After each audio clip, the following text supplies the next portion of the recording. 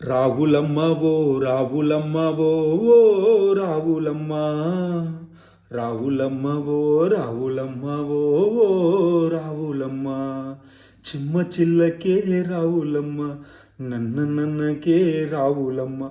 ఒసే రావులమ్మ సినిమా మీరు ఎవరు చూడకపోతే చూడండి. ఒసే రావులమ్మ సినిమా అనేది చరిత్రలో నిలిచిపోయేదగ్గ సినిమా.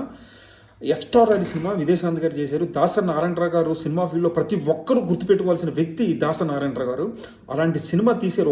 ఒక అమ్మాయిని పెట్టి, ఒక లేడీ హీరోయిన్ పెట్టి, ఒక సంచలనం. ఆ రోజు పెద్ద పెద్ద స్టార్లకే రికార్డులు బద్దలు కొట్టేసిన సినిమా ఒసే రావులమ్మ. ఒసే రావులమ్మ సినిమాని ఎవరన్నా చూడకపోతే చూడండి. ఒసే రావులమ్మ సినిమా ఎంత బాగుంటుందంటే, ఎంత ఎమోషనల్గా ఉంటుందంటే, ఒక ఆడపిల్ల ఆపద వచ్చినప్పుడు ఎలా నిలబడాలి, ఒక ఆడపిల్ల సమాజం కోసం ఎలా పోరాడాలి, ఒక ఆడపిల్ల నిలబడితే దేశాన్ని కూడా గెలిపించవచ్చు అని సినిమా నిరూపించేటువంటి సినిమా ఒసే రావులమ్మ. ఒసే రావులమ్మ సినిమా ఒక తెలంగాణ బ్యాక్డ్రాప్లో